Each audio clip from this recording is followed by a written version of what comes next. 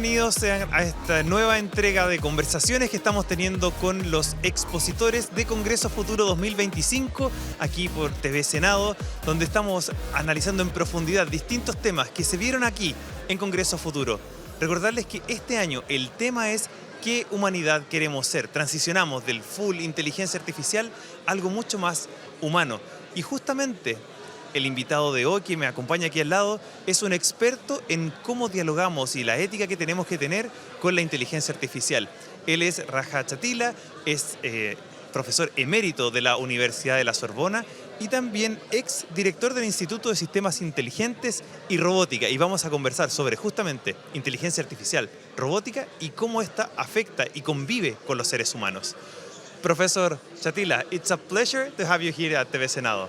Buenos días. Thank you very much for having me. I'm very happy to be in Congreso Futuro this year. It's a wonderful event in a wonderful country. I'm great that you're having a good time. You work on two very interesting topics, AI, robotics, and ethics. So my first question will be very basic on why is impacting so much AI and robotics now, and why we have to be very careful on how we develop these technologies. Well, artificial intelligence is a very powerful technology. It's not new. It dates back, the beginning is in the 1950s. But today we have very powerful systems based on machine learning, which is a technology that processes large amounts of data to build statistical models of this data so that we, humans, can make sense better of this data because there are regularities, some information hidden in the data, and these systems are able to detect, compute the regularities within this data. And it's not by magic. It's happening because we have developed algorithm for building these models that are going to be based on computing, using neural nets, and using optimization functions to optimize the parameters of the neural nets. So at the end, we get this statistical model that you can use then to interpret data. And robotics is a kind of different game because a robot is a machine in the physical world. It has to interact with the physical world. It cannot really do all this high number of computations. It has more limited computing budget, and it has to interact with the environment, with reality. And maybe this is one main difference between robotics and artificial intelligence, because robots have artificial intelligence, of course, but artificial intelligence doesn't have the real world to interact with. And to build intelligent robots, we have to perceive and to act and to learn from the actions in the real world, which is a complex process. That's very interesting. Let me go and follow up on this because you mentioned robots use AI, but AI can do many other things, and probably in a robot, it's not. You don't have all the computing power that you have in huge data centers. So you have to make some shortcuts, I imagine, in the robot. How can you deal with this, the information that the robot is getting from the outside world, process and interact with people like in real time? Well, this is something that proves that current AI technology based on large amount of data and statistical machine learning is not enough. This is one way to build so-called artificial intelligence systems. But humans don't work this way because we, of course, also process data, but we need few samples, few examples to make sense of things, to build abstractions, which is not the case in those AI systems. So when you work on robotics in the real world, you need to search in different directions also to build these abstractions from the interaction in the real world to connect perception, action, observation of the effect of actions, to learn also from others, how other agents or people act, which means you are able to project. The computer structure is able to project on what others are doing. So it's a different approach as well, which has many difficulties because robots interacting with the real world are not robust enough, and they don't have enough time to learn from all this data. So it's also a different approach to build intelligent robots. It's not just taking machine learning as it is right now or generative AI, build from it models and plans, and then applying on robots. This is a very limited approach. It works to some extent. You mentioned several things I think are very key to understand this process, but I would like to go a little bit into more details. You mentioned that robots learn in a different way. For example, if a kid burns, it probably will never touch the fire again because quickly understood that it's dangerous. A robot, it might take some time. So they think differently or experience differently. How does the AI or robots learn? How is the process? I mean, I know there are a lot of algorithms and it's fancy mathematics there. And how it's, in general terms, this learning process for computers? Well, if we start with current machine learning systems, you have first an approach which is called supervised learning.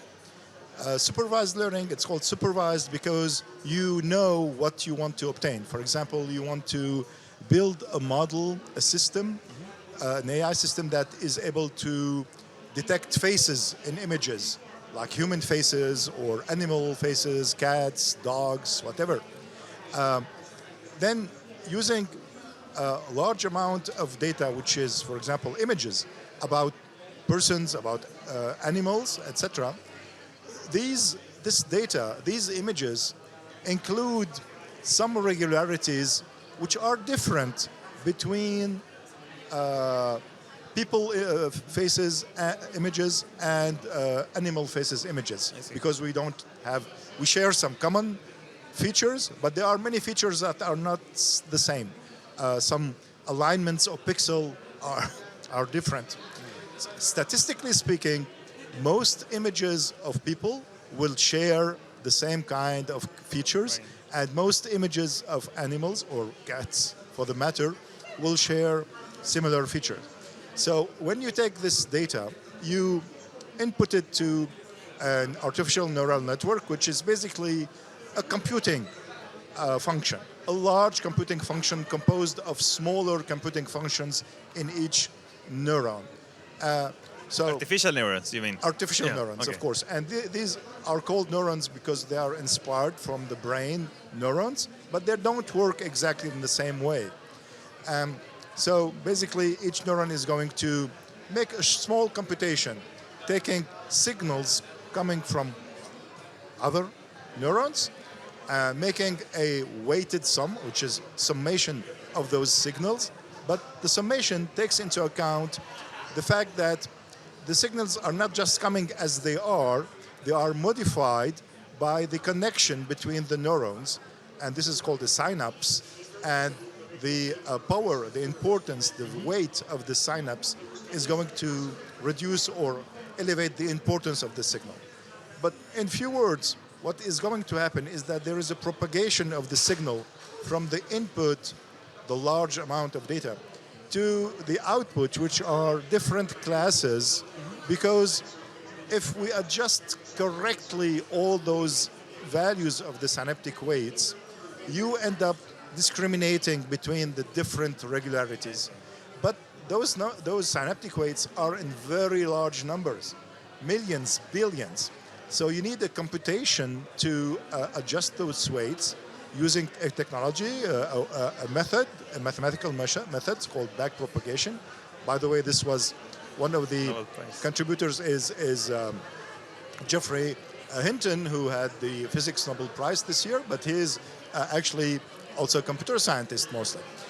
And by adjusting the weights correctly, you end up discriminating the various classes. So it's a classification process. You have other methods such as unsupervised learning, where you don't know what you are expecting, but you are the system, based also on neural nets, can cluster different kinds of data.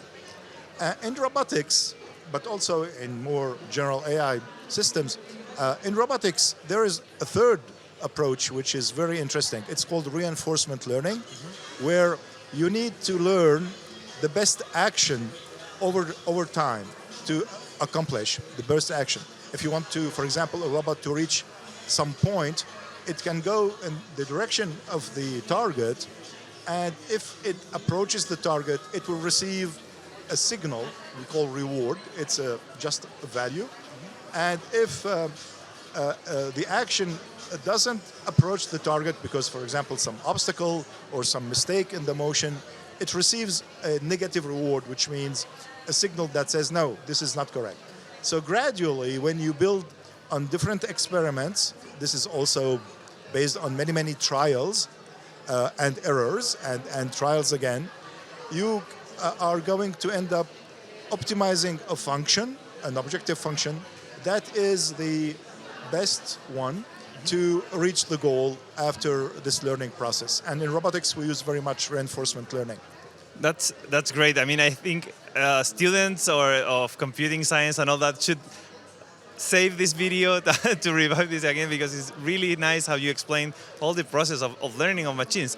We have to go to a short pause and then we'll come back because we are interacting with robots and how ethics is involved in this, and I would love to come back to that question. Thank you.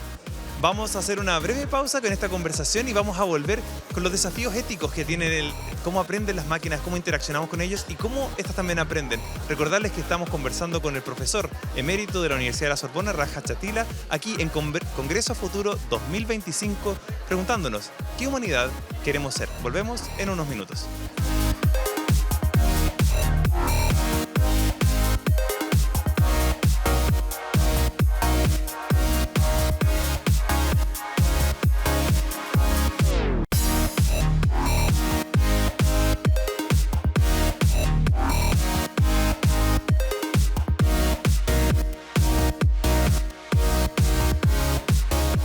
Ya estamos de vuelta aquí en las pantallas de TV Senado en Congreso Futuro 2025, la 14ª edición de este gran evento de divulgación científica que trae a más de 115 expositores a traer nuevas ideas para contestar o ayudarnos a contestar la pregunta de ¿qué humanidad queremos ser? Y justamente hoy nos estaba acompañando el profesor Raja Chatila, el profesor emérito de la Universidad de la Sorbona en Francia, para discutir los temas éticos que tienen que ver con la inteligencia artificial y la robótica. Professor Chatila, we were discussing on how the machines learn, how the algorithms learn, the robots learn, and how this can present us with an ethical issue. We are looking at a robot with a shape of a dog, a humanoid robot with eyes that look a little bit evil. How the design and the interactions with the robot need to take into account the ethical considerations? Well, as soon as people are involved, there are ethical issues because we have values. We humans have values, and any effect, any negative effect on those values raises ethical issues. So let me start with a simple example, which is one of the first problems that was actually detected. It's the question of bias. I mentioned that machines are going to learn from a lot of data.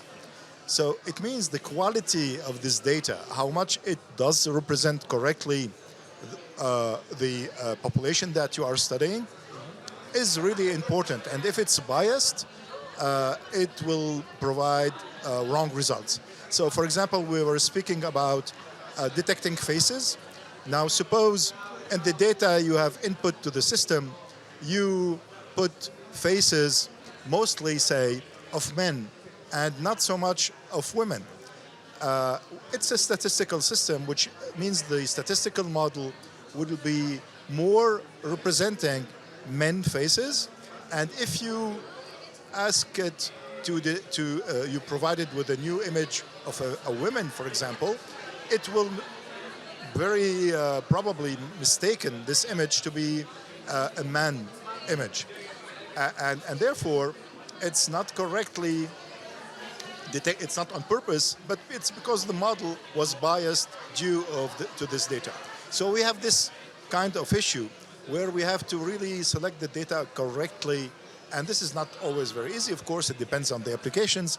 But you see that there is already some issue about discrimination and fairness. If you take robots, robots interact with people, and therefore they have to be also respecting people's values. For example, distance of interaction, shape, attitude. This is why you see in some movies, in science fiction movies, for example, a very evil robot like Terminator has red eyes and really is a big machine. Whereas you can see also in other movies like WALL-E, a small robot which looks nice and kind to make you really like them. And this is also an ethical issue because these are machines, only machines. They don't really understand the real world. They don't really think as we do. They don't understand our values. And if you give to the robot a shape and also an attitude, a way to act that makes you attracted to them, raises your emotions toward them, this is an ethical issue because we shouldn't be attracted to machines. It's only a machine.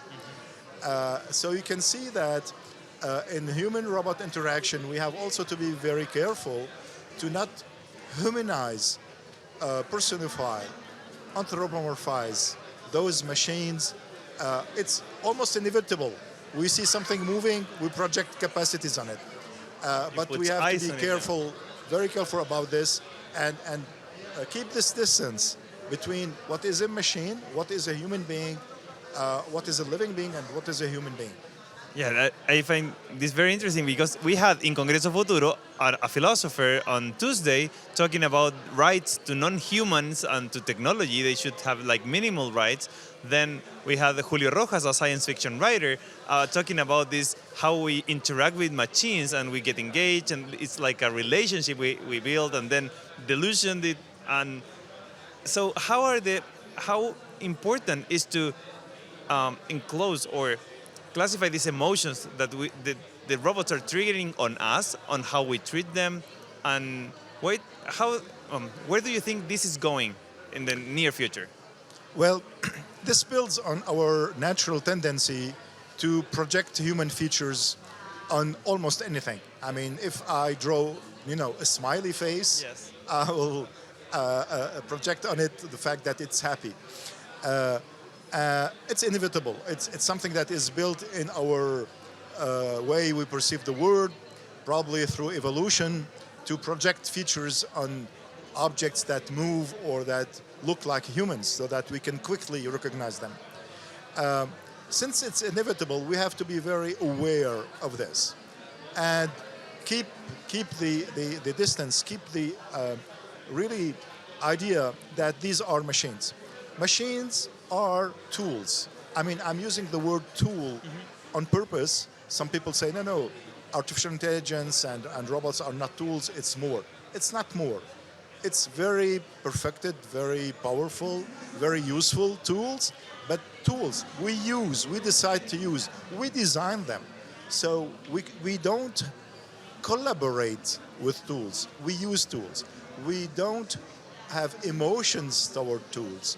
We use tools. Of course, we can form emotions. As I said, it's inevitable that we feel attracted, but we have to be conscious that they remain tools and not fall in the trap to humanize and start thinking of them as if they were human beings. I don't believe at all that machines should have rights. Why would they have rights? We manufacture them, we can disassemble them, we can manufacture new ones, we can train them on data, and they don't understand what's going on. It's just a machine. And in that regard, the technology is moving so fast, so it's a fast pace. What do you think about legislation? Because then robots are getting to our homes. We are using AI. We are capturing images that they are used for training the algorithms. So data privacy, it's a big issue, and we need some legislation to protect our privacy.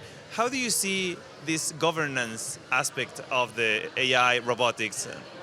So indeed, there are many issues. You mentioned privacy, and I mentioned the fairness. There are many issues that are there, and this is why we have formed ethics committees that make some opinion, some reflection on what are the issues and what are the recommendations to consider this.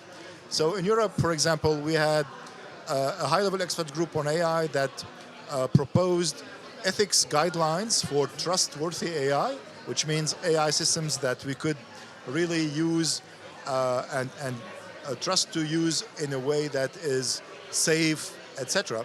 And there are a few principles, a few requirements. One is to preserve human agency, human control. This should be really always the case. Second is to ensure that the systems are robust and safe and they don't put us in danger. Because of the statistical nature, they have inherent limitations. Third is fairness. Fourth is transparency. As a user, we need to know how the system works. We don't necessarily know the technicalities. Like, for example, you don't know exactly how your car works.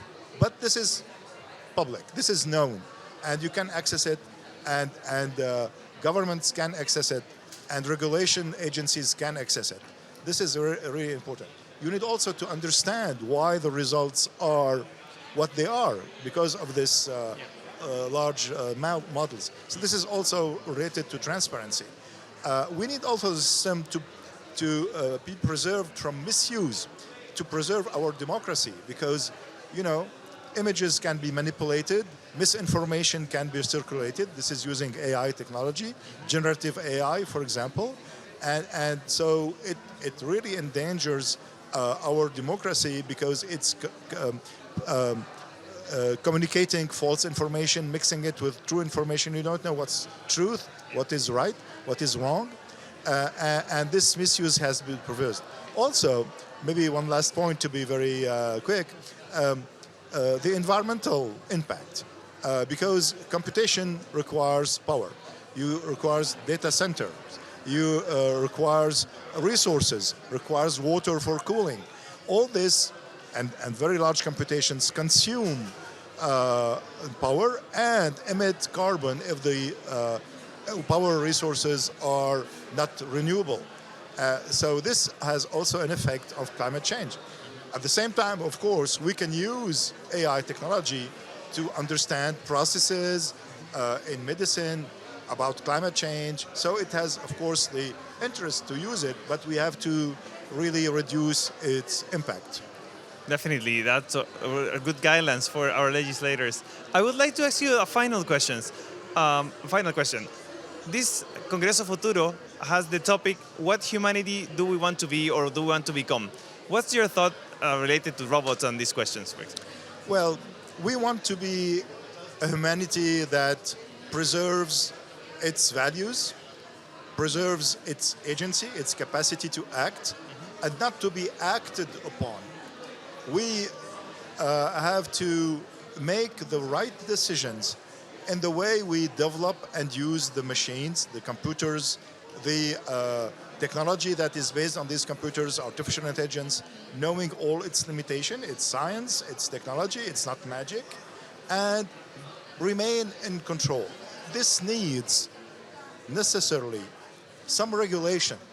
Any technology requires regulation, requires laws to be used correctly in society. And this is true for any technology you use in medical technology or transportation or for producing power, etc.